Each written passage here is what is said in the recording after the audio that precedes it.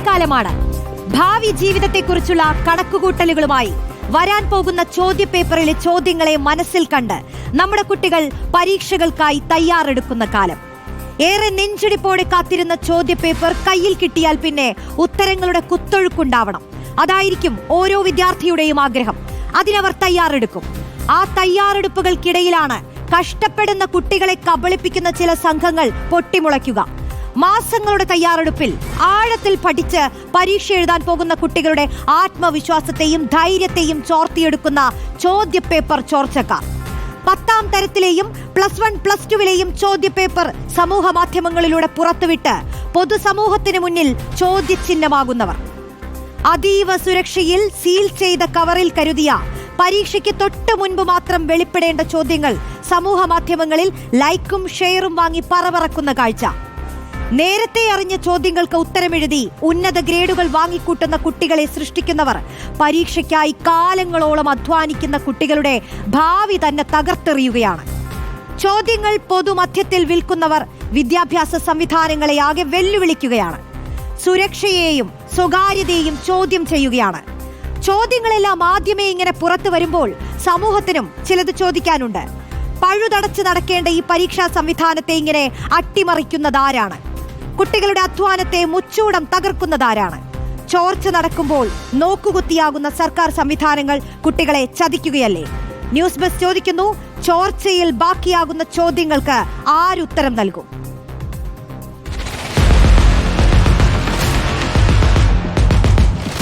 മഹദിൻ higher secondary school, അവിടെയുള്ള പ്യൂണിന്റെ കയ്യിൽ നിന്നാണ് ക്വസ്റ്റ്യൻ പേപ്പർ ചോർന്നെന്ന് മനസ്സിലായിട്ടുണ്ട്. എൻ്റെ MS സൊല്യൂഷൻ എന്ന സ്ഥാപനത്തിനെ തകർക്കാൻ വേണ്ടി ഉണ്ടാക്കിയതാണ്. ആ സ്ഥാപനം എൻ്റെ നാട്ടിലൊരു നേതാവിന് 5 ലക്ഷം രൂപ ഓഫർ ചെയ്തിട്ടുണ്ട്.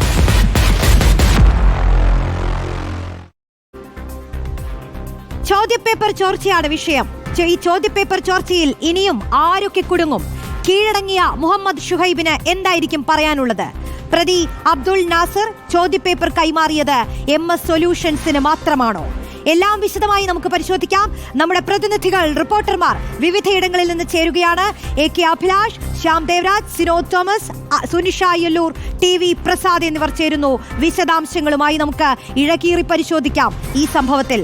ആദ്യം തന്നെ AK അഭിലാഷിലേക്കാണ് നമ്മൾ പോകുന്നത്. നമുക്ക് ഓരോ വിശദാംശങ്ങളിലേക്കും വിശദമായി കടക്കുമ്പോൾ ഈ ചോദ്യപേപ്പർ ചോർച്ച എങ്ങനെയാണ് നടന്നതെന്ന് വിശദമായി ഒന്ന് പരിശോധിക്കാം. അതിനുശേഷം നമുക്ക് ഈ കേസിന്റെ വിവരങ്ങളിലേക്ക് പോലും ഘട്ടം ഘട്ടമായി എത്താം. നോക്കൂ, ഈ ചോദ്യപേപ്പർ ചോർച്ച പുറത്തു വന്നത്, ഈ സംഭവം നടന്നതൊക്കെ ആദ്യം തന്നെ ചോർന്നത് SSLCയിലെ ഇംഗ്ലീഷ് പരീക്ഷാ പേപ്പർ ചോദ്യപേപ്പറും +1ലെ കണക്ക് ചോദ്യപേപ്പറുമായിരുന്നു ചോർന്നിട്ടുണ്ടായിരുന്നത്. അത് വലിയ ചോർച്ച നടക്കുന്നു. പരീക്ഷ നടക്കുന്ന ഘട്ടത്തിൽ തന്നെ ഈ ചോർച്ചയുടെ വിവരങ്ങൾ പുറത്തു വരുന്നു. SSLCയിലെ ഇംഗ്ലീഷും +1ലെ കണക്ക് ചോദ്യപേപ്പറുമാണ് ചോർന്നത്. ഇത് MS സൊല്യൂഷൻസ് എന്ന ഓൺലൈൻ ട്യൂഷൻ സെന്ററിലൂടെയാണ് ഈ ചോദ്യങ്ങൾ ഇങ്ങനെ സമൂഹ മാധ്യമത്തിലൂടെ പുറത്തു വരുന്നു. പൊതുമധ്യത്തിൽ ഈ ചോദ്യങ്ങളുമായി MS സൊല്യൂഷൻസ് വീഡിയോകൾ ചെയ്യുന്നു. ഈ ചോദ്യപേപ്പറുകൾ അങ്ങനെ കുട്ടികളുടെ കയ്യിലെത്തുന്നു. നിരവധി കുട്ടികൾ ഇത് കാണുന്നു. അവരുടെ ലൈക്കുകളും ഷെയറുകളും ഒക്കെയായി ഇതിങ്ങനെ നിറഞ്ഞു നിൽക്കുന്നു. ആലോചിച്ച് നോക്കണം, ഈ പൊതുമധ്യത്തിൽ ചോദ്യപേപ്പറുകൾ നിൽക്കുകയാണ്. ഇത് വിവാദമാകുന്നു. വലിയ വാർത്തകളാവുന്നതോട് കൂടി തന്നെ പ്രതിഷേധവുമായി വിദ്യാർത്ഥി സംഘടനകൾ രംഗത്ത് വരികയാണ്. വിദ്യാർത്ഥി സംഘടനകൾ പിന്നീട് വലിയ പ്രതിഷേധം തന്നെ കാഴ്ചവെക്കുന്നുണ്ട്. ഈ വർഷം പകുതിയാകുന്ന ഒരു പരീക്ഷയിൽ ഇത്തരത്തിൽ ചോദ്യപേപ്പറുകൾ പൊതുമധ്യത്തിലെത്തിയതിൽ വ്യത്യസ്ത സംഘടനകൾ പ്രതിഷേധവുമായി രംഗത്ത് വന്നിട്ടുണ്ടായിരുന്നു. പക്ഷേ അവിടെയും അവസാനിച്ചില്ല. MS സൊല്യൂഷൻസ് എന്ന ഓൺലൈൻ ട്യൂഷൻ സെന്റർ, അവരുടെ യൂട്യൂബ് ചാനൽ, അതിലൂടെ അവർ വീണ്ടും വീഡിയോകൾ ചെയ്യുകയായിരുന്നു വെല്ലുവിളിച്ചുകൊണ്ട്. ചോദ്യപേപ്പർ ചോർത്തിയതു മാത്രമല്ല, അതിനുശേഷവും ഈ സംവിധാനത്തെ മുഴുവൻ വെല്ലുവിളിച്ചുകൊണ്ട് ഇതിന്റെ ഉടമ തന്നെ ആ യൂട്യൂബ് ചാനലിലൂടെ വീഡിയോകൾ ചെയ്തുകൊണ്ടിരുന്നു. ഇതിനുശേഷമാണ് അന്വേഷണം വരാൻ പോകുന്നത്. ഇതിന് പിന്നാലെ ക്രൈംബ്രാഞ്ച് അന്വേഷണം വരുന്നു. മാത്രമല്ല, വകുപ്പ് തല അന്വേഷണത്തിന് ഉത്തരവുമായി വിദ്യാഭ്യാസ വകുപ്പും രംഗത്തെത്തുന്നു. ഇത് 2 അന്വേഷണങ്ങളും സമാന്തരമായി തന്നെ നടക്കുന്നു. ഇതിൽ അധ്യാപകരെ കേന്ദ്രീകരിച്ചുകൊണ്ടും അന്വേഷണം നടക്കുകയാണ്. അതായത് ഈ ചോദ്യപേപ്പർ തയ്യാറാക്കിയിട്ടുള്ള അധ്യാപകരുണ്ട്. ആ അധ്യാപകരെ കേന്ദ്രീകരിച്ച് അന്വേഷണം നടക്കുന്നുണ്ട്. ഒപ്പം തന്നെ ഈ ഓൺലൈൻ ട്യൂഷൻ സെന്ററിന്റെ MS സൊല്യൂഷൻ കേന്ദ്രീകരിച്ചും അന്വേഷണം കൂടുതൽ വ്യാപിപ്പിക്കാൻ അന്വേഷണ സംഘം ശ്രമിച്ചു. അവരത് ചെയ്യുകയായിരുന്നു. ആ സമയത്ത് തന്നെയാണ് ഇതിന്റെ MS സൊല്യൂഷൻസിന്റെ ഉടമ മുഹമ്മദ് ഷുഹൈബ് ഒളിവിൽ പോകുന്നത്. മുഹമ്മദ് ഷുഹൈബിലേക്ക് കൂടുതൽ വിവരങ്ങൾ കിട്ടിത്തുടങ്ങിയ സാഹചര്യത്തിൽ തന്നെ അദ്ദേഹം ഒളിവിൽ പോകുന്നു. MS സൊല്യൂഷൻസിലെ 2 അധ്യാപകരെ ചോദ്യം ചെയ്യുകയായിരുന്നു അന്വേഷണ സംഘം. അതിനൊടുവിലാണ് ഇതിന്റെ ഉറവിടം ക്രൈംബ്രാഞ്ച് കണ്ടെത്തുന്നത്. ഇതെങ്ങനെയാണ് ചോർന്നതെന്ന കൃത്യമായ വിവരം ഇപ്പോഴും കിട്ടിയിട്ടില്ലെങ്കിലും പ്രതിയായിട്ടുള്ള പ്യൂൺ അബ്ദുൾ നാസർ പിടിയിലാകുന്നത് ഈ അന്വേഷണത്തിലാണ്. സ്കൂളിലെ പ്യൂണായിട്ടുള്ള അബ്ദുൾ നാസർ പിടിയിലാകുന്നതോടുകൂടി ഈ അന്വേഷണം മറ്റൊരു ഘട്ടത്തിലേക്ക് കടക്കുകയായിരുന്നു. പ്യൂൺ ഇപ്പോഴും കസ്റ്റഡിയിൽ തന്നെയാണുള്ളത് അന്വേഷണ സംഘത്തിന്റെ. ഈ മുഹമ്മദ് ഷുഹൈബിന്റെ മുൻകൂർ ജാമ്യം അത് ഇന്ന് കോടതി പരിഗണിച്ചപ്പോൾ ജാമ്യം കോടതി തള്ളുകയായിരുന്നു. അതിനുശേഷമാണ് മുഹമ്മദ് ഷുഹൈബ് കീഴടങ്ങിയെന്ന വാർത്ത കുറച്ച് നിമിഷങ്ങൾക്ക് മുൻപ് നമ്മൾ കേട്ടത്. ഇതാണ് ഈ ചോദ്യപേപ്പർ ചോർച്ചയിൽ മുൻപായിട്ടുള്ള സംഭവിച്ചിട്ടുള്ള കാര്യങ്ങളെല്ലാം. ഇനി നമുക്ക് നമ്മുടെ പ്രതിനിധികളോട് ഓരോ കാര്യങ്ങളായി ചോദിക്കാം. ഇതിന്റെ വിശദാംശങ്ങളിലേക്ക് നമുക്കെത്താം. 10ാം ക്ലാസ് ചോദ്യപേപ്പർ ചോർച്ചാ കേസിൽ MS സൊല്യൂഷൻസ് ഉടമ മുഹമ്മദ് ഷുഹൈബ് ക്രൈംബ്രാഞ്ച് ഓഫീസിൽ കീഴടങ്ങി. തൊട്ടു മുൻപ് MS സൊല്യൂഷനെ തകർക്കാൻ ഗൂഢാലോചന നടന്നെന്നാണ് ഷുഹൈബ് പറയുന്നത്. അധ്യാപകനെ കൃത്യമായ പ്ലാനോടുകൂടി MS സൊല്യൂഷൻസിലേക്ക് ഒരു പ്രമുഖ സ്ഥാപനം അയച്ചതാണ്. കൃത്യമായ തെളിവുകൾ കൈവശമുണ്ടെന്നും ഷുഹൈബ് പറഞ്ഞു. ഷുഹൈബിന്റെ പ്രതികരണം ഒന്ന് കാണും. സെപ്റ്റംബറിന് ശേഷം വന്നൊരു അധ്യാപകനാണ്. ആ അധ്യാപകനെ ആരോ ഒരാൾ എൻ്റെ സ്ഥാപനത്തിലേക്ക് പറഞ്ഞയച്ചതാണ്. അതൊരു വൻകിട പ്ലാറ്റ്ഫോമാണ്. ആ പ്ലാറ്റ്ഫോം എന്താണെന്നുള്ളത് എനിക്കറിയാം. എനിക്ക് എൻ്റെ അടുത്തുണ്ട് ഈ അധ്യാപകർ ആരാ പറഞ്ഞയച്ചെന്നുള്ള തെളിവ് എൻ്റെ കയ്യിലുണ്ട്. അതൊരു വേറൊരു പ്ലാറ്റ്ഫോമാണത്. എൻ്റെ MS സൊല്യൂഷൻ എന്ന് പറഞ്ഞ സ്ഥാപനത്തിനെ തകർക്കാൻ വേണ്ടി ഉണ്ടാക്കിയതാണ്. അതെ, അത് വലിയൊരു പ്ലാറ്റ്ഫോമാണ്. പേര് ഞാൻ പറയൂല. ആ സ്ഥാപനം ഒരു എൻ്റെ നാട്ടിലൊരു നേതാവിന് 5 ലക്ഷം രൂപ ഓഫർ ചെയ്തിട്ടുണ്ട്. ആ സ്ഥാപനം 5 ലക്ഷം രൂപ. വിവരങ്ങളുമായി AK അഭിലാഷാണ് ചേരുന്നത്. അഭിലാഷ്, ഈ അധ്യാപകന്റെ കാര്യം ഇതിൽ ഷുഹൈബ് പറയുന്ന ഫഹദാണ്. ഈ ഫഹദിനാണ് ഈ പ്യൂൺ ചോദ്യപേപ്പറുകൾ ചോർത്തി കൈമാറിയത് എന്ന വിവരമാണ് അന്വേഷണ സംഘം പങ്കുവച്ചത്. മാത്രമല്ല, ഈ ഫഹദാണ് ഇപ്പോൾ നിലവിൽ ഈ കേസിലെ 2ാമത്തെ പ്രതി. 3 പ്രതികളുണ്ട്, ഒപ്പം ഈ പ്യൂണും പ്രതിയാണ്. അപ്പോൾ ഇതിൽ ഇപ്പോൾ ഷുഹൈബ് ഉന്നയിക്കുന്ന കാര്യങ്ങളിലൊക്കെ അന്വേഷണ സംഘത്തിന്റെ ഒരു നിഗമനം എന്താണ്? ഷുഹൈബ് എന്തൊക്കെ കാര്യങ്ങളാണ് പറയുന്നത്? ഇതിൽ തന്നെ എന്തെങ്കിലും തുമ്പുകൾ കിട്ടാനുണ്ടോ ഷുഹൈബ് പറയുന്നതിൽ നിന്ന്?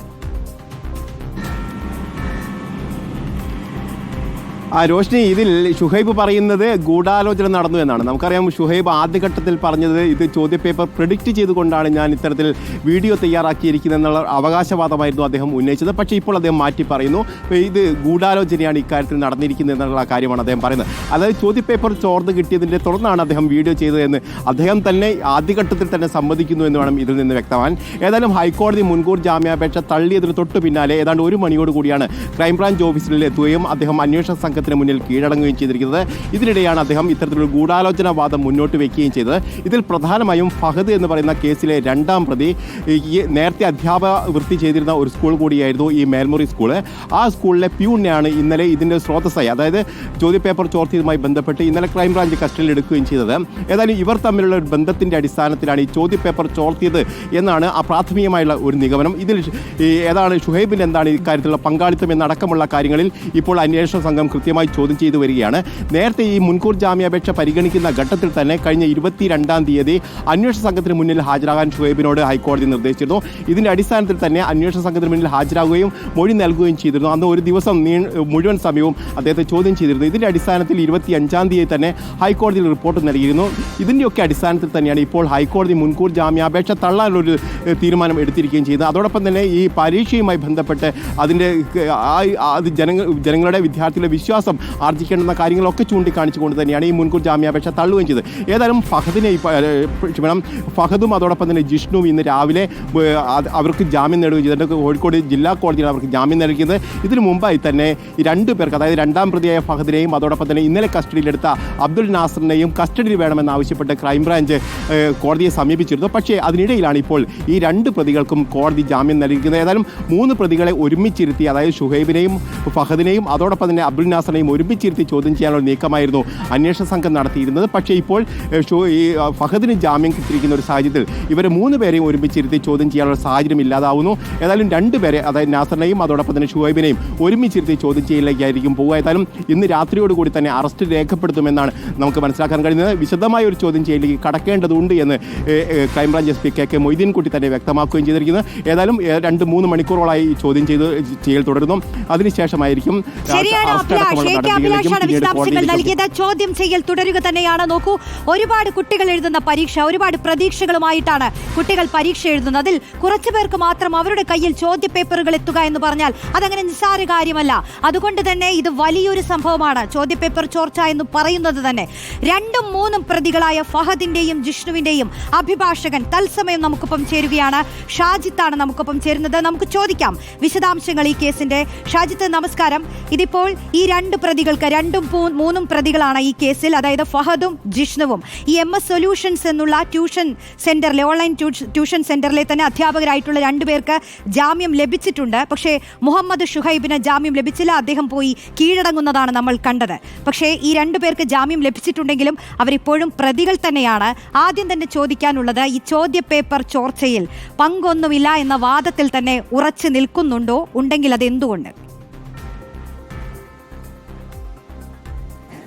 ഈ 2ഉം 3ഉം പ്രതികളെ സംബന്ധിച്ചിടത്തോളം ആദ്യമേ ബെയിൽ ആപ്ലിക്കേഷനും തുടക്കം മുതലേ, അതായത് അറസ്റ്റ് ചെയ്യപ്പെട്ട അന്ന് മുതൽക്ക് തന്നെ 2ഉം 3ഉം പ്രതികളുടെ വാദം അവരിതിൽ ബലിയാടുകളാക്കപ്പെട്ടതാണ്. ഒരിക്കലും അവർക്കിതിൽ, അതായത് പോലീസിൻ്റെ റിമാൻഡ് റിപ്പോർട്ട് തന്നെ, റോഷ്നി മാഡം കണ്ടിട്ടുണ്ടോ എന്ന് എനിക്കറിയില്ല. റിമാൻഡ് റിപ്പോർട്ട് വായിച്ചാൽ തന്നെ 6/2/2025 റിമാൻഡ് റിപ്പോർട്ട്, പോലീസ് കോടതിയിൽ ബോധിപ്പിച്ച റിമാൻഡ് റിപ്പോർട്ട്, അതിൽ തന്നെ പറയണത് വ്യക്തമായ ഒരു ഐഡിയ അന്നും ഈ ക്രൈംബ്രാഞ്ചിന് ഉണ്ടായിരുന്നില്ല എന്ന് വ്യക്തമാണ്. കാരണം സർക്കാർ ഉദ്യോഗസ്ഥരായ മറ്റു പ്രതികളും 1-ാം പ്രതിയും കൂടി എന്നാണ് റിമാൻഡ് റിപ്പോർട്ട് തുടങ്ങുന്നത് തന്നെ. ഫസ്റ്റ് പേജിൽ തുടങ്ങുന്നത് തന്നെ അങ്ങനെയാണ്. അപ്പോൾ ഒരിക്കലും ഈ ഫഹദോ അതുപോലെ തന്നെ ജിഷ്ണുവോ സർക്കാർ ഉദ്യോഗസ്ഥരെ ഒരിക്കലും ജോലി ചെയ്തിട്ടില്ല. അവരുടേതായ സ്വകാര്യ സ്ഥാപനങ്ങൾ നടത്തി വരുന്ന ആളുകളാണ്. രണ്ടാമത്തെ കാര്യം, ഈ റിമാൻഡ് റിപ്പോർട്ടിലും അതുപോലെ തന്നെ 2ാമത്തെ റിമാൻഡ് റിപ്പോർട്ടിലും ഈ ഫഹദിനെക്കുറിച്ചും അതുപോലെ തന്നെ ജിഷ്ണുവിനെക്കുറിച്ചും 120B ഗൂഢാലോചന എന്ന് പറഞ്ഞാൽ ചോർത്തി കിട്ടിയ ക്വസ്റ്റ്യൻ പേപ്പർ, അത് ചോർത്തിയതിന് ശേഷം അവരും പ്രഡിക്ഷൻ വീഡിയോയിൽ പങ്കെടുത്തു എന്നുള്ളത് മാത്രമാണ്. അപ്പം അത് ക്രൈംബ്രാഞ്ചിൻ്റെ ഒരു വേർഷനാണ്. അതായത് അത് അവർ അറിഞ്ഞുകൊണ്ടാണോ അല്ലാതെ ചോർത്തപ്പെട്ടതിന് ശേഷം ഇവർ ബലിയാടാക്കപ്പെട്ടതാണോ എന്നുള്ളത് ഒരു വളരെ പ്രധാനപ്പെട്ട ഒരു കാര്യമാണ്. ഇനി രണ്ടാമത്തെ ഒരു കാര്യം, വളരെ പ്രധാനപ്പെട്ട ഒരു കാര്യം, റോഷ്നി ഒന്ന് ആ റിമാൻഡ് റിപ്പോർട്ട് ഉണ്ടെങ്കിൽ ഒന്ന് ശ്രദ്ധിച്ചു നോക്കൂ. കാരണം 2023 മുതൽ ഈ പരിപാടി അവിടെ തുടങ്ങിയെന്നാണ് റിമാൻഡ് റിപ്പോർട്ടിൽ ആരോപിച്ചിരിക്കുന്നത്. എന്നാൽ 2024 1/11/2024 മാത്രമേ ഫഹദ് എന്ന് പറയുന്ന അധ്യാപകൻ ആ സ്ഥാപനത്തിൽ ചേരുന്നുള്ളൂ. പിന്നെ എങ്ങനെയാണ് അയാൾക്ക് 2023 ഈ ക്വസ്റ്റ്യൻ പേപ്പർ ചോർച്ചയുമായിട്ട് ബന്ധമുണ്ടെന്ന് ആരോപിക്കുന്നത്? ഫഹദിന് ഏതെങ്കിലും തരത്തിൽ MS സൊല്യൂഷനിലുള്ള ടീച്ചിങ്ങുമായിട്ട് കണക്ഷൻ കിട്ടുന്നത് തന്നെ 1/11/2024 അതിന് കൃത്യമായ തെളിവുകളും ഫഹദിൻ്റെ കയ്യിലുണ്ട്. അതുപോലെ തന്നെ ജിഷ്ണു എന്ന് പറയുന്ന ആളും 2024 മാത്രമേ ഈ സ്ഥാപനവുമായി ബന്ധപ്പെടുന്നുള്ളൂ. അതുകൊണ്ട് തന്നെ ഈ 2023 നടന്ന ഈ പരീക്ഷ ചോർച്ച, ആ സമയത്ത് ജിഷ്ണുവിനോ ഫഹദിനോ MS സൊല്യൂഷൻ എന്നൊരു സ്ഥാപനത്തെക്കുറിച്ച് പോലും അറിയില്ല. അതുകൊണ്ടാണ് ഞാൻ പറഞ്ഞത്, കോടതിയിലും അതേ വാദം തന്നെയായിരുന്നു. അതായത് ജിഷ്ണുവും ഫഹദും ഈ കേസിൽ ബലിയാടുകളാക്കപ്പെട്ടതായിരുന്നു. അതായത് അവർക്ക് ഈ കേസിൽ, അതായത് ഈ ചോദ്യപേപ്പർ ഈ ചോർച്ചയുമായി യാതൊരു ബന്ധവുമില്ല എന്നുള്ള ഒരു ഉപദേശം തന്നെയാണ് എനിക്ക് അന്നും ഇന്നും തന്നിരിക്കുന്നത്.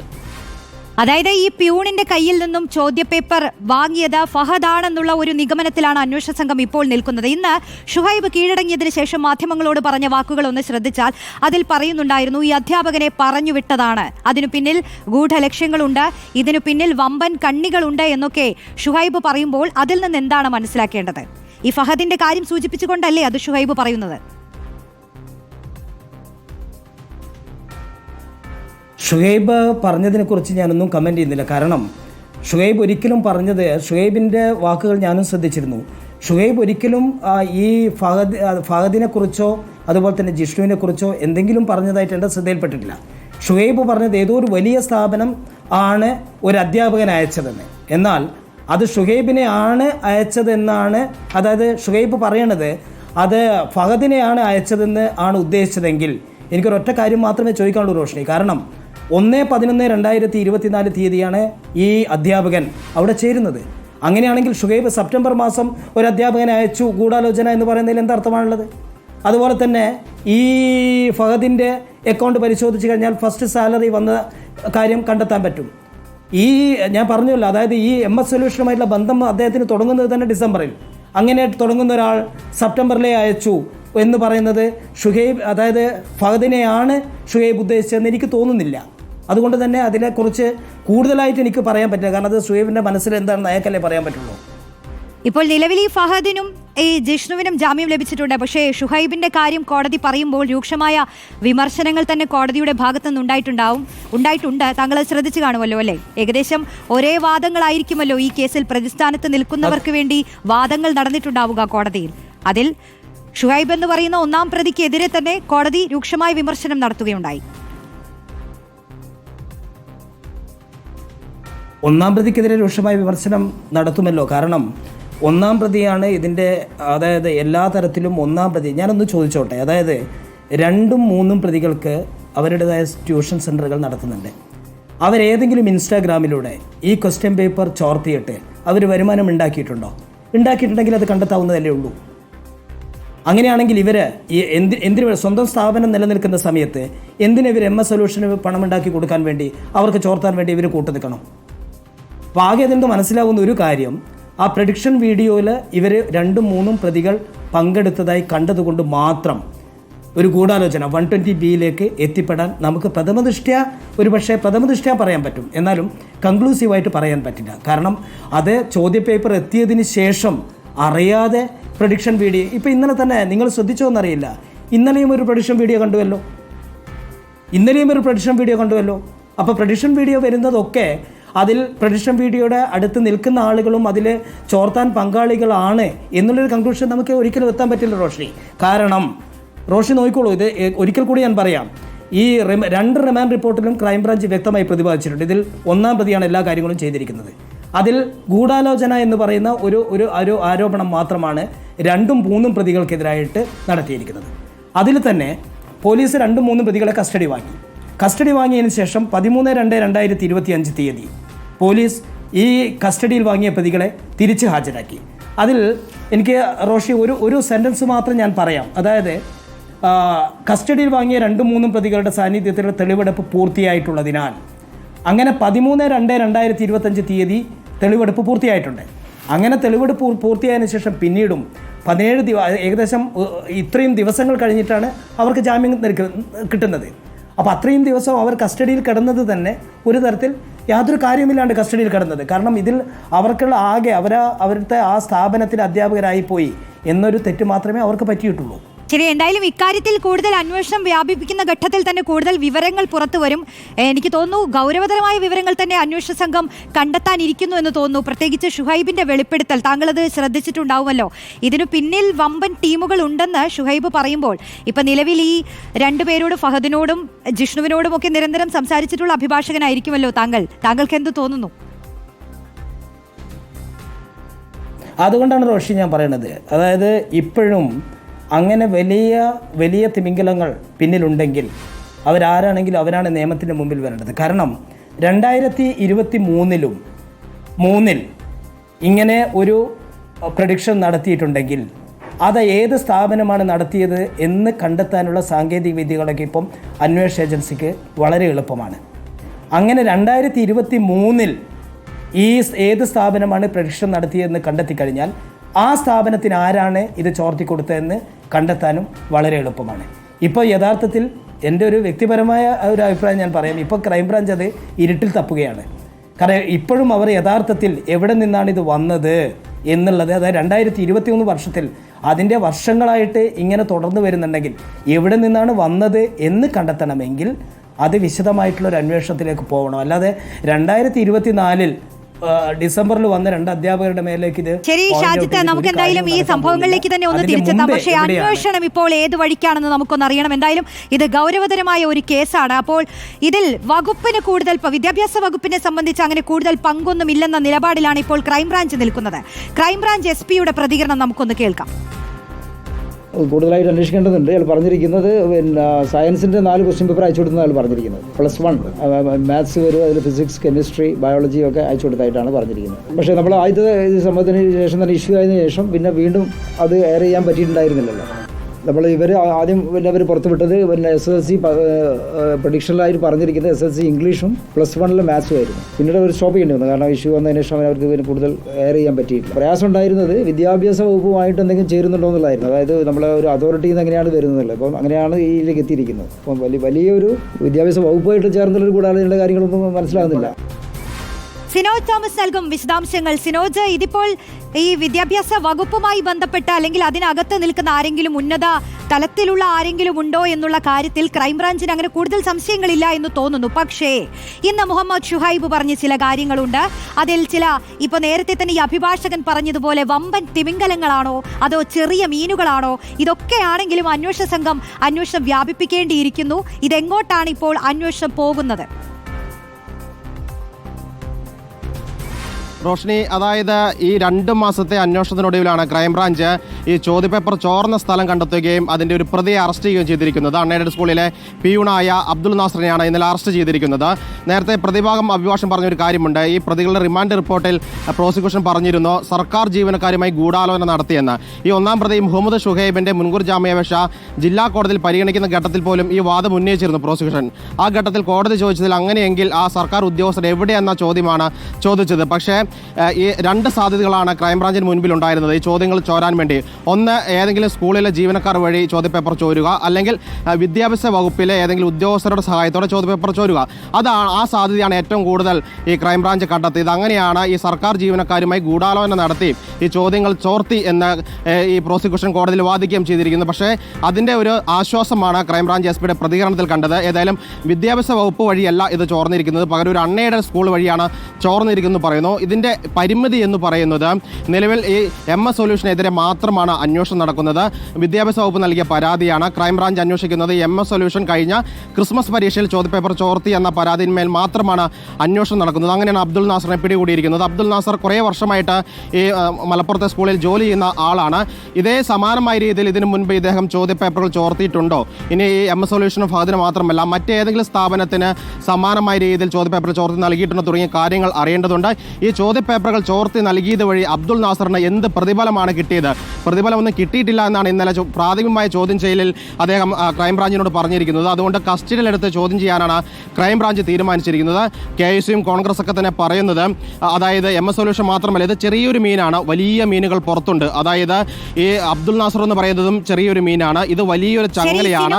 ഇത് പൊട്ടിക്കണം. ചങ്ങലയുടെ ചോർച്ചയുമായി ബന്ധപ്പെട്ട ഇതിന്റെ ഈ ഷുഹൈബ് പറഞ്ഞതുപോലെ തന്നെ ഇത് വലിയ കണ്ണികൾ കാണാനിരിക്കുന്നു, വലിയ തിമിംഗലങ്ങൾ ഉണ്ടോ എന്ന് അറിയാനിരിക്കുന്നു. ഈ വിഷയത്തിൽ മുഹമ്മദ് ഷുഹൈബിന്റെ മുൻകൂർ ജാമ്യം പരിഗണിക്കവേ നിർണായകമായ ചില കാര്യങ്ങൾ ഹൈക്കോടതി പറഞ്ഞു. കോടതിയുടെ നിരീക്ഷണങ്ങൾ എന്തൊക്കെയാണെന്ന് നമുക്ക് നോക്കാം. ഇതിലെ 1-ാം പ്രതിയാണ് ഈ മുഹമ്മദ് ഷുഹൈബ്.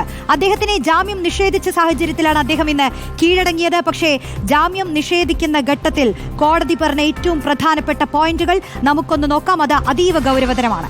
പരീക്ഷയുടെ പവിത്രത നിലനിർത്തണമെന്നാണ് കോടതി പറഞ്ഞത്. നമ്മുടെ വിദ്യാഭ്യാസ സമ്പ്രദായത്തിൽ തന്നെ ഏറ്റവും പ്രധാനപ്പെട്ട പരീക്ഷകൾ, അതായത് ഒരു കുട്ടി പരീക്ഷ എഴുതിയാണ് ആ കുട്ടിയുടെ തുടർ പഠനമായാലും ഭാവി ആയാലും ഒക്കെ നിർണ്ണയിക്കുന്ന ഒരു സാഹചര്യം. അപ്പോൾ ഈ പരീക്ഷകളൊക്കെ പിന്നെ എന്തിനാണ് ചോർന്നു കഴിഞ്ഞാൽ? പരീക്ഷയുടെ പവിത്രത നിലനിർത്തണമെന്നാണ് കോടതി പറഞ്ഞ ഏറ്റവും പ്രധാനപ്പെട്ട കാര്യം. മറ്റൊന്ന്, പരീക്ഷാ നടത്തിപ്പ് ന്യായവും സുതാര്യവുമായിരിക്കണമെന്ന് കോടതി പറഞ്ഞതാണ്. ഇത് അതീവ സുരക്ഷയോടെയൊക്കെ നടത്തുന്നതാണ് ഈ 10ാം ക്ലാസ്സിലെയും +1, +2 പരീക്ഷകളൊക്കെ. അപ്പോൾ അതിന് സുതാര്യതയുണ്ടായിരിക്കണം, അത് ന്യായമായി നടക്കണം. പരീക്ഷാ നടത്തിപ്പ് ന്യായവും സുതാര്യവുമായി മാറണമെന്ന് കോടതി പറഞ്ഞതിന് പിന്നാലെ കോടതി പറഞ്ഞ മറ്റൊരു കാര്യം ചോദ്യപേപ്പർ ചോർച്ചയുടെ ഉറവിടം കണ്ടെത്തണമെന്നുള്ളതാണ്. ഇപ്പോൾ തന്നെ ഇതിൽ അന്വേഷണം നടന്നുകൊണ്ടിരിക്കുകയാണ്. ഷുഹൈബ് 1-ാം പ്രതിയായി നിൽക്കുന്നു. മറ്റ് 2 പേർക്ക് ഇപ്പോൾ ജാമ്യം ലഭിച്ചിട്ടുണ്ടെങ്കിലും അവർ പ്രതികൾ തന്നെയാണ്. അന്വേഷണത്തിൽ ഇതിന് പിന്നിൽ ആരൊക്കെയുണ്ടെന്ന് കണ്ടെത്തണമെന്നുള്ള കാര്യം കൂടി, അതാണ് ഉറവിടം എന്താണെന്നതിൽ അന്വേഷണ സംഘം വ്യക്തത വരുത്തണമെന്ന് കോടതി പറയുകയായിരുന്നു. അതാണ് കോടതി പറഞ്ഞ ഒരു കാര്യം. അടുത്ത കാര്യത്തിലേക്ക് വന്നാൽ, രാവും പകലും പഠിച്ച വിദ്യാർത്ഥികളോടുള്ള ചതിയാണിതെന്നാണ് പറയുന്നത്. നമുക്കറിയാം 10ാം ക്ലാസ്സിലെ പരീക്ഷയാണ്. ഈ കുറച്ച് കുട്ടികൾക്ക് ഇത്തരത്തിൽ നേരത്തെ ചോദ്യങ്ങൾ കിട്ടുകയായിരുന്നു. MS സൊല്യൂഷൻസിലൂടെ ചോദ്യങ്ങൾ ഇങ്ങനെ പുറത്തു വരുമ്പോൾ അതിന്റെ വ്യൂ എന്ന് പറയുന്നത് ഒരുപാട് കുട്ടികളിലേക്ക് അതെത്തി. അവരുടെ പ്രതികരണങ്ങൾ പോലും അന്ന് പുറത്തു വന്നത് ചില പ്രേക്ഷകരെങ്കിലും ഓർക്കുന്നുണ്ടാവും. MS സൊല്യൂഷൻസ് പറഞ്ഞു തന്ന അതേ ചോദ്യങ്ങൾ ഞങ്ങൾ നന്നായി എഴുതിയെന്ന് ഒരുപാട് കുട്ടികൾ ചിരിച്ചു പറയുന്നുണ്ടായിരുന്നു. അപ്പോൾ കോടതി പറഞ്ഞത് അതാണ്. പിന്നെ എന്തിനാണ് രാവും പകലും കിടന്ന് പഠിക്കുന്ന വിദ്യാർത്ഥികളോടുള്ള ചതിയാണതെന്നാണ് പറഞ്ഞത്.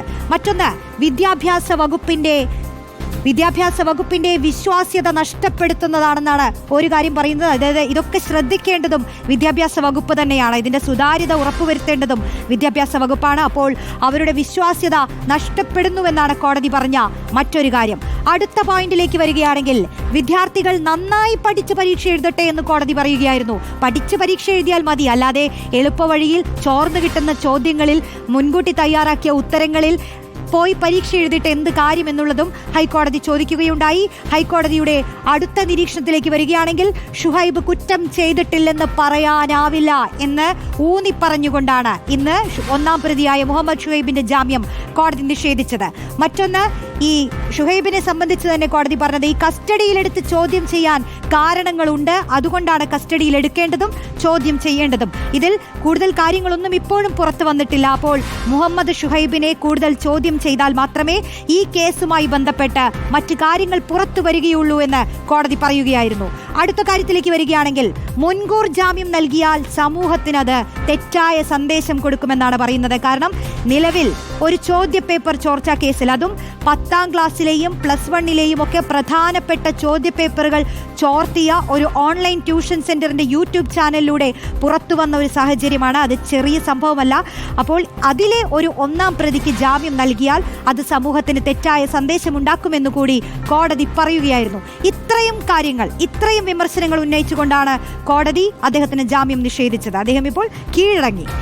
മറ്റൊന്ന്, ഈ ഗുരുതര നിരീക്ഷണങ്ങൾ കോടതി നടത്തിയ സാഹചര്യത്തിൽ നമുക്ക് നമ്മുടെ പ്രതിനിധി ശ്യാം ദേവരാജിനോടൊന്ന് ചോദിക്കാം, കോടതി എന്തൊക്കെ പറഞ്ഞുവെന്ന്. ശ്യാം, അതിരൂക്ഷമായ വിമർശനങ്ങൾ ഉണ്ടായിട്ടുണ്ട്. മാത്രമല്ല, ഇതിൽ ഷുഹൈബിനെ കൂടുതൽ ചോദ്യം ചെയ്യണമെന്ന് കോടതി പറഞ്ഞിട്ടുണ്ട്. ഷുഹൈബ് പറഞ്ഞിട്ടുള്ള ഇതിനു പിന്നിൽ ചില ഗൂഢാലോചനകൾ എന്നൊക്കെ പറയുമ്പോൾ അതുകൂടി കോടതി പറഞ്ഞിട്ടുണ്ടാവുമല്ലോ അല്ലെ? അന്വേഷണ പരിധിയിൽ എല്ലാം വരണമെന്ന് കോടതി പറഞ്ഞിട്ടില്ലേ? റോഷിനി, അങ്ങനെ തന്നെയാണ്. ഇത് ഇക്കാര്യത്തിൽ സമഗ്രമായ രീതിയിൽ ഒരു അന്വേഷണം നടത്തണം. ഈ ചോദ്യപേപ്പർ ചോർച്ചയുടെ ഉറവിടം കണ്ടെത്തണമെന്നടക്കമുള്ള കാര്യങ്ങളാണ് ഹൈക്കോടതി നിർദ്ദേശം നൽകിയിരിക്കുന്നത്. അത് ക്രൈംബ്രാഞ്ചിനാണ് ആ രീതിയിലുള്ള അന്വേഷണം നൽകിയിരിക്കുന്നത്. ഇക്കാര്യത്തിൽ എന്തെങ്കിലും ഒരു വിദഗ്ധ അഭിപ്രായം പറയാൻ കോടതി ആളല്ല. പക്ഷേ അതിനപ്പുറത്തേക്ക് അന്വേഷണ സംഘമാണ് ഇക്കാര്യത്തിൽ അന്വേഷണം നടത്തേണ്ടത്. അതുകൊണ്ട് തന്നെ ചോദ്യപേപ്പർ ചോർച്ചയുടെ ഉറവിടം കണ്ടെത്തേണ്ടത് അനിവാര്യമായ നടപടിയാണ് എന്ന കാര്യവും കൂടി അന്വേഷണ സംഘത്തിന് നൽകിയ നിർദ്ദേശത്തിൽ ഹൈക്കോടതി വ്യക്തമാക്കുന്നുണ്ട്. MS സൊല്യൂഷൻ CEO ഷുഹൈബ് കുറ്റം ചെയ്തിട്ടില്ലെന്ന് പറയാനാവില്ല എന്നാണ് ഹൈക്കോടതി മറ്റൊരു ഘട്ടത്തിൽ നിരീക്ഷിക്കുന്നത്. ഷുഹൈബിനെ കസ്റ്റഡിയിലെടുത്ത് ചോദ്യം ചെയ്യാൻ പ്രഥമ ദൃഷ്ട്യാ കാരണങ്ങളുണ്ട് എന്ന കാര്യവും കൂടി ഹൈക്കോടതി വ്യക്തമാക്കുകയും ചെയ്യുന്നു. മുൻകൂർ ജാമ്യം നൽകിയാൽ അത് സമൂഹത്തിന് നൽകുന്ന തെറ്റായ സന്ദേശമാകും എന്ന കാര്യവും കൂടിയാണ് ജസ്റ്റിസ് PV കുഞ്ഞികൃഷ്ണൻ അധ്യക്ഷനായ സിംഗിൾ ബെഞ്ച് നിരീക്ഷിക്കുന്നത്. അതിനൊപ്പമാണ് ഹൈക്കോടതി വിദ്യാഭ്യാസ വകുപ്പിനോട് ചില കാര്യങ്ങൾ പറയുന്നത്. പരീക്ഷയുടെ പവിത്രതയടക്കം സംരക്ഷിക്കണം, അത് നഷ്ടപ്പെടാൻ പാടില്ല എന്നതടക്കമുള്ള കാര്യങ്ങൾ പറയുന്നത്. പരീക്ഷാ നടത്തിപ്പ് ന്യായവും സുതാര്യവുമായിരിക്കണം എന്നടക്കമുള്ള കാര്യങ്ങൾ പറയുന്നത്. മാത്രമല്ല, ഇതിൽ വിദ്യാർത്ഥികൾ എടുക്കുന്ന എഫേർട്ടിനെ സംബന്ധിച്ച്, ഒരു പരീക്ഷയ്ക്ക് മുന്നോടിയായി അവരുടെ തയ്യാറെടുപ്പിനെ സംബന്ധിച്ച് കൂടി കോടതി ഈ ഉത്തരവിൽ ആദ്യമേ തന്നെ തുടക്കത്തിൽ തന്നെ സൂചിപ്പിക്കുകയും ചെയ്യുന്നുണ്ട്. കാരണം ഒരു പരീക്ഷ മുന്നിൽ വരുമ്പോൾ തന്നെ അക്കാര്യത്തിൽ അവർ വലിയ എഫേർട്ട് എടുത്തിട്ടാണ് ദിവസങ്ങളോളം രാപ്പകൽ അവരിരുന്ന് പഠിക്കുന്നത്. അതിനുശേഷം പരീക്ഷാ ഹാളിലേക്ക് ചെല്ലുന്നത്. പരീക്ഷാ ഹാളിൽ ഒരു കൂൾ ഓഫ് ടൈം ഉണ്ടെങ്കിൽ പോലും അതിനപ്പുറത്തേക്ക് അവരുടെ ചെറിയ സ്ട്രെസ്സിലായിരിക്കും. ഉത്തരക്കടലാസ് കയ്യിൽ ലഭിക്കുന്നത് വരെയും അവർ ഒരു സമ്മർദ്ദത്തിലായിരിക്കും. അതിനുശേഷം ആ ഉത്തരക്കടലാസ് അങ്ങനെ കയ്യിൽ കിട്ടുമ്പോൾ അവർ പഠിച്ചു വന്ന ആളുകൾ നന്നായി പരീക്ഷ എഴുതി മുന്നോട്ട് പോകുമ്പോഴാണ് അതിനപ്പുറത്തേക്ക് ചോദ്യപേപ്പർ ചോർന്നു കിട്ടിയ ആളുകൾ കൂടി അവർക്ക് മുന്നിലേക്ക് എത്തുന്നത്. അത് അനീതിയാണ്. അത്തരം നടപടികൾ ഉണ്ടാകാൻ പാടില്ല. അതുകൊണ്ടാണ് ചോദ്യപേപ്പർ ചോർച്ച സംഭവിക്കരുത് എന്ന കാര്യം, അത് അല്ലെങ്കിൽ പരീക്ഷയുടെ പവിത്രത നഷ്ടപ്പെടരുത് എന്ന് ഹൈക്കോടതി സൂചിപ്പിക്കുകയും ചെയ്യുന്നത്. മാത്രമല്ല, വിദ്യാർത്ഥികൾ നന്നായി പഠിച്ച് പരീക്ഷ എഴുതട്ടെ. അങ്ങനെ പരീക്ഷാ ഹാളിൽ ചോദ്യക്കടലാസുകൾ കണ്ട് വിദ്യാർത്ഥികൾക്ക് സന്തോഷകരമായ രോമാഞ്ചമുണ്ടാകട്ടെ എന്നാണ് ഹൈക്കോടതി തന്നെ ആ ഉത്തരവിൻ്റെ ഏറ്റവും ഒടുവിലത്തെ വരിയിലടക്കം വ്യക്തമാക്കുന്നത്. അതായത് ഈ ഷുഹൈബിൻ്റെ മുൻകൂർ ജാമ്യാപേക്ഷ തള്ളിയ ഉത്തരവിൽ അത് ഒരു വിദ്യാർത്ഥിക്കൊപ്പം, ഒരു പഠിക്കുന്ന വിദ്യാർത്ഥിക്കൊപ്പം എങ്ങനെ നിൽക്കണം, അല്ലെങ്കിൽ അനുസൃതമായൊരു നിലപാടാണ് എടുക്കുന്നത്. ഒപ്പം വിദ്യാഭ്യാസ വകുപ്പിനോട് ചില കാര്യങ്ങൾ കൂടി ഹൈക്കോടതി സൂചിപ്പിക്കുകയും ചെയ്യുന്നുണ്ട്. ഈ കേസിന്റെ ഗൗരവമടക്കം ഹൈക്കോടതി ബോധ്യപ്പെടുത്തുകയും ചെയ്യുന്നു. ശരി, ശ്യാം ദേവരാജാണ് വിശദാംശങ്ങൾ നൽകിയത്. കോടതി പറഞ്ഞതിൽ കാര്യമുണ്ട്. പവിത്രതയോടെ നടക്കേണ്ട ഒരു കാര്യം തന്നെയാണ് പരീക്ഷകൾ. അതിന്റെ വിശ്വാസ്യത, സുതാര്യത ഇതൊക്കെ ഉറപ്പുവരുത്തേണ്ടതാണ്. അതൊന്നും നഷ്ടപ്പെടരുത്. കാരണം ഇത്തരത്തിൽ പ്രധാനപ്പെട്ട പരീക്ഷകളാണ്. ഇത് കഴിഞ്ഞാലാണ് അവർ എന്ത് സബ്ജക്റ്റ് എടുത്ത് പഠിക്കണം, അത് ശേഷം എന്ത് ഉന്നത പഠനം നടത്തണം എന്നൊക്കെ തീരുമാനിക്കുന്ന ഒരു ഘട്ടത്തിൽ നേരത്തെ കിട്ടിയ ചോദ്യങ്ങളുമായി പരീക്ഷ എഴുതി എ ഗ്രേഡുകൾ വാങ്ങിക്കൂട്ടി കുട്ടികൾ നിൽക്കുമ്പോൾ കഠിനാധ്വാനം ചെയ്ത കുട്ടികൾ പിന്തള്ളപ്പെടും അവിടെ. അതാണ് ഇതിന്റെ ഏറ്റവും പ്രധാനപ്പെട്ട കാര്യം. അത് കോടതി ചൂണ്ടിക്കാട്ടുകയും ചെയ്തു. ചർച്ചയിൽ മലപ്പുറം മേൽമുറി അൺഎയ്ഡഡ് സ്കൂളിനെതിരെയും അന്വേഷണം നടക്കാൻ പോവുകയാണ്. വകുപ്പുതല നടപടിയെടുക്കാൻ മന്ത്രി പൊതുവിദ്യാഭ്യാസ വകുപ്പ് ഡയറക്ടർക്ക് നിർദ്ദേശം നൽകി കഴിഞ്ഞു. ചോദ്യപേപ്പർ ചോർച്ചയിൽ മറ്റാർക്കെങ്കിലും പങ്കുണ്ടോ എന്നും പരിശോധിക്കും. ഡിഇഒ ഗീതാകുമാരി പ്രാഥമിക റിപ്പോർട്ട് സമർപ്പിച്ചിട്ടുണ്ട്. വിശദമായ റിപ്പോർട്ട് പരിശോധിച്ച ശേഷം നടപടിയെടുക്കാനാണ് തീരുമാനം. വിവരങ്ങളുമായി സുനിഷ അയ്യല്ലൂരാണ് ചേരുന്നത്. സുനിഷ, ഇപ്പോൾ ഈ സ്കൂളിന് കുരുക്കുമുറുകുകയാണോ? പ്യൂണിന് സസ്പെൻഷൻ മാത്രം മതിയോ എന്നതും ചോദ്യമാണ്. ഈ പ്യൂണാണ് ചോർത്തിയതെന്ന വിവരത്തിൽ അന്വേഷണ സംഘം നിൽക്കുമ്പോൾ പ്രതിസ്ഥാനത്ത് എന്തൊക്കെ സംഭവിക്കും? ഇപ്പോൾ എന്താണ് സംഭവ വികാസങ്ങൾ?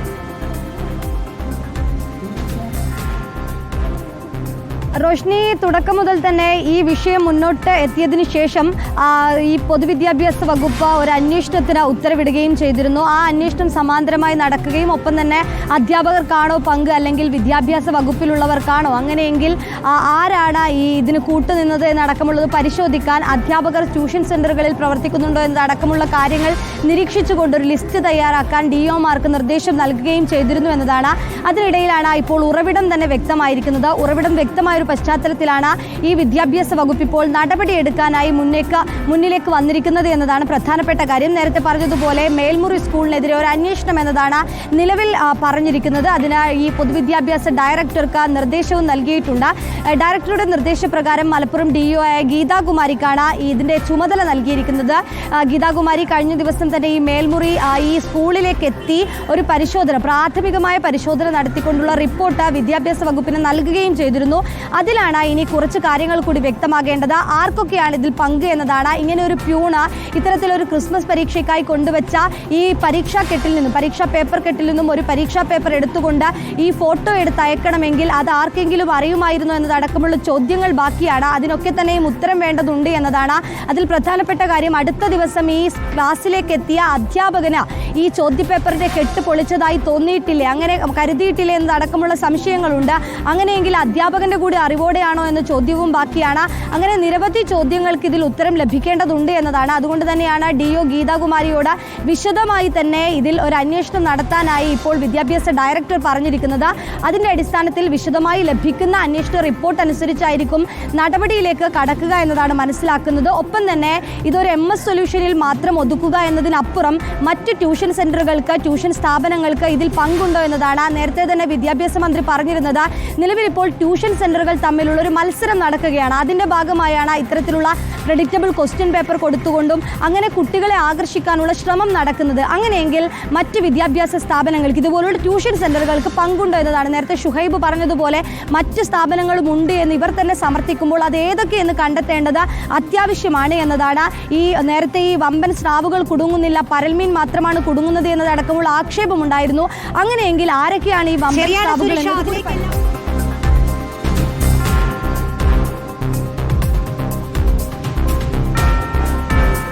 ചോദ്യപേപ്പർ ചോർച്ചയ്ക്ക് പിന്നിൽ കൂടുതൽ ആളുകളുണ്ടോ, വമ്പൻ സ്രാവുകളുണ്ടോ എന്നത് തന്നെയാണ് അന്വേഷണ സംഘവും നോക്കുന്നത്. അന്വേഷണം ആ വഴിക്കാണ് പോകുന്നത്. ഇപ്പോൾ TV പ്രസാദ് നമുക്കൊപ്പം ചേരുന്നുണ്ട്. പ്രസാദ്, നമുക്കറിയാം ഒരുപാട് കുട്ടികൾ കഠിനാധ്വാനം ചെയ്ത് പഠിച്ച് പരീക്ഷ എഴുതുന്ന ഒരു ഘട്ടത്തിലാണ് മറുപുറത്ത് ഒരു യൂട്യൂബ് ചാനലിലൂടെ വന്ന ചോദ്യങ്ങൾ കേട്ട ഒരുപാട് കുട്ടികൾ പരീക്ഷ എഴുതിയത്. അതിലിപ്പോൾ അന്വേഷണം നടക്കുകയും ചെയ്യുന്നു. പക്ഷേ കൂടുതൽ ചോദ്യപേപ്പറുകൾ ചോർന്നിട്ടുണ്ടോ എന്നുള്ളതിൽ ആശങ്കയുണ്ടോ? അപ്പോൾ അതൊക്കെ സംബന്ധിച്ച് അന്വേഷണം നടക്കില്ലേ? നമ്മുടെ കുട്ടികളുടെ അവസ്ഥയെ ആലോചിക്കുമ്പോഴാണ് അത് കോടതി പോലും എടുത്തു പറഞ്ഞൊരു കാര്യമാണ്, അല്ലേ പ്രസാദ്?